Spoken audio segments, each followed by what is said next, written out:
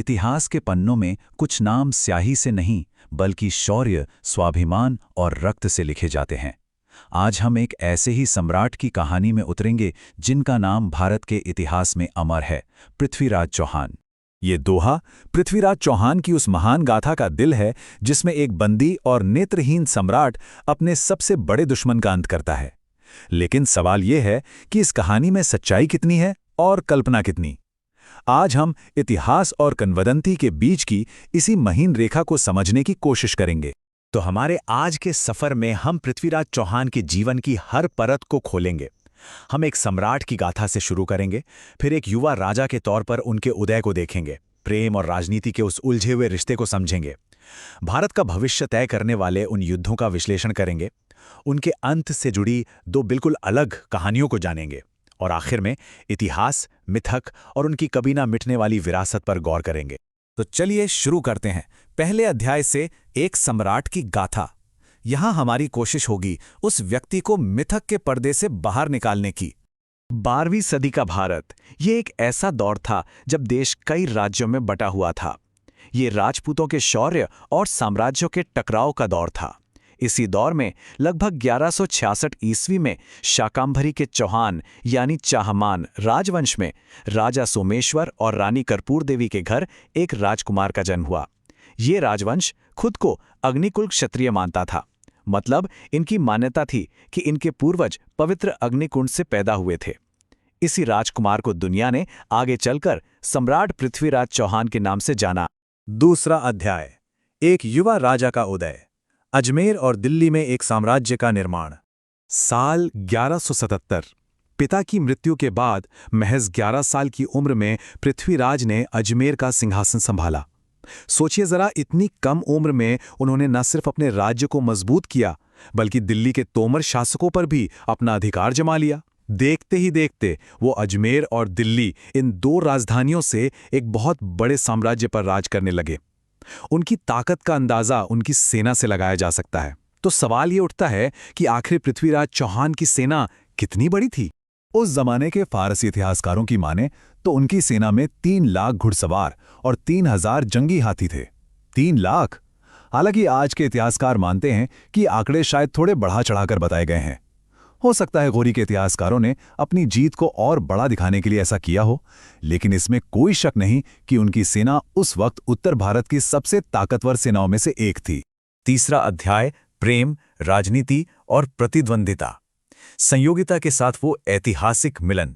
पृथ्वीराज की कहानी संयोगिता के जिक्र के बिना बिल्कुल अधूरी है।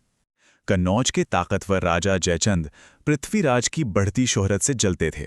उन्होंने अपनी बेटी संयोगिता का स्वयंवर तो रखा, लेकिन पृथ्वीराज को बुलाया नहीं। इतना ही नहीं, उनका अपमान करने के लिए उन्होंने दरबार के दरवाजे पर पृथ्वीराज की एक मूर्ति को द्वारपाल बनाकर खड़ा कर दिया। लेकिन संयोगिता ने दरबार में मौजूद सारे राजाओं को अनदेखा किया और वरमाला उसी मूर्ति के गले में डाल दी।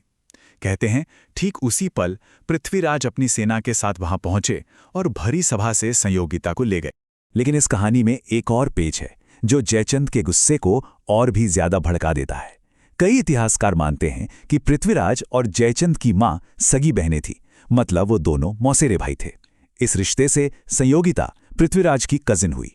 उस दौर के राजघरानों में ऐसे विवाह को गलत माना जाता था और शायद यही वजह थी कि ये घटना जयचंद के लिए सिर्फ एक राजनीतिक हार नहीं बल्कि एक व्यक्तिगत अपमान बन गई। इसने उत्तर भारत के 2 सबसे बड़े राजपूत साम्राज्यों को हमेशा के लिए दुश्मन बना दिया। अध्याय 4, भारत के लिए युद्ध। तराइन के मैदान में वो 2 निर्णायक लड़ाइयां। एक तरफ पृथ्वीराज अंदरूनी दुश्मनी से जूझ रहे थे तो दूसरी तरफ भारत की सरहदों पर एक बहुत बड़ा तूफान दस्तक दे रहा था, शहाबुद्दीन मोहम्मद गौरी। लोकप्रिय कहानियों में, खासकर पृथ्वीराज रासों में, ये जिक्र आता है कि पृथ्वीराज ने गौरी को 16 बार हराया। 16 बार, और हर बार दरियादिली दिखाते हुए उसे जिंदा छोड़ दिया। लेकिन यह समझना जरूरी है कि रासो एक महाकाव्य है जो उनकी मौत के सैकड़ों साल बाद लिखा गया। भरोसेमंद ऐतिहासिक रिकॉर्ड तराइन के मैदान पर हुए 2 बड़े और निर्णायक युद्धों की गवाही देते हैं। साल 1191, तराइन की पहली जंग। पृथ्वीराज चौहान की राजपूत सेना ने गोरी की फौज को धूल चटा दी। गोरी खुद बुरी तरह जख्मी हुआ और मैदान छोड़कर भाग गया। पृथ्वीराज ने राजपूत परंपरा का मान रखते हुए भागती हुई सेना का पीछा नहीं किया, लेकिन गोरी हारा था, खत्म नहीं हुआ था।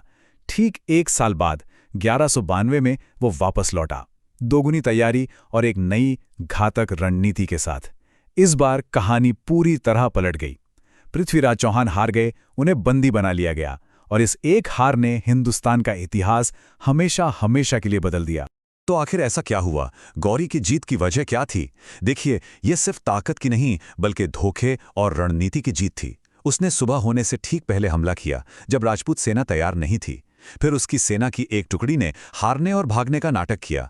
राजपूत सेना इस जाल में फंस गई और उनका पीछा करने के लिए अपनी मजबूत व्यूह रचना तोड़कर बिखर गई। और जैसे ही ऐसा हुआ, गौरी ने अपना असली दांव चलाया। उसने अपने सबसे बेहतरीन ताज़ा घुड़सवार तीरंदाजों की रिजर्व सेना को मैदान में उतार दिया, जिन्होंने बिखरी हुई राजपूत सेना को चारों तरफ से घेरकर खत्म कर दिया। अध्याय 5, एक विवादित और दुखद अंत। एक सम्राट के आखिरी दिनों की 2 कहानियां। तराइन की हार के बाद पृथ्वीराज का क्या हुआ? इस सवाल पर आकर इतिहास और कहानी 2 अलग-अलग रास्तों पर निकल जाते हैं। एक कहानी जो हमें पृथ्वीराज रासो सुनाता है, वो ये कहती है कि पृथ्वीराज को बंदी बनाकर गजनी ले जाया गया, उन्हें अंधा कर दिया गया, लेकिन वहां उन्होंने अपने दोस्त और कवि चंद बरदाई की मदद से शब्दभेदी बाण चलाकर मोहम्मद गोरी को मार डाला, और फिर दोनों ने एक दूसरे की जान ले ली। दूसरी कहानी जो हमें ऐतिहासिक सबूतों से मिलती है, वो ये है कि हार के बाद पृथ्वीराज ने कुछ वक्त तक गोरी के अधीन रहकर अजमेर पर शासन किया, लेकिन जब उन्होंने बगावत की कोशिश की तो उन्हें मौत की सजा दे दी गई। अच्छा, तो बाकी किरदारों का क्या हुआ? इतिहास इस पर काफी साफ है। ऐतिहासिक तथ्य बताते हैं कि मोहम्मद गोरी की मौत 1206 में, यानी पृथ्वीराज की मृत्यु के कई साल बाद, पंजाब के खोखर आदिवासियों के हाथों हुई थी। राजा जयचंद को खुद गोरी ने ही 1194 में चंदावर की लड़ाई में हराया और मार डाला। और संयोगिता के बारे में लोक कथाएं कहती हैं कि अपने पति की हार की खबर सुनकर उन्होंने जौहर कर लिया था। और अब हम आते हैं अपने सफर के आखिरी पड़ाव पर, इतिहास, मिथक और विरासत। आखिर क्यों एक सम्राट की कहानी सदियों बाद भी अमर रहती है? इतनी सारी कहानी और तथ्यों के बीच पृथ्वीराज चौहान आज भी हमारे जहन में इतने गहरे क्यों बसे हैं? इसकी एक बड़ी वजह है उन्हें दिया गया एक टाइटल, अंतिम हिंदू सम्राट। हाँ, ये बात सच है कि ये पूरी तरह से सही नहीं है, क्योंकि उनके बाद भी दक्षिण भारत में विजयनगर जैसे बड़े हिंदू साम्राज्य हुए। लेकिन ये टाइटल सांकेतिक रूप से बहुत मायने रखता है। पृथ्वीराज चौहान दिल्ली सल्तनत की स्थापना से ठीक पहले भारी आक्रमणकारियों के खिलाफ उत्तर भारत के आखिरी महान प्रतिरोध का सबसे बड़ा प्रतीक बन गए। और उनकी ये विरासत आज भी जिंदा है हमारी संस्कृति में।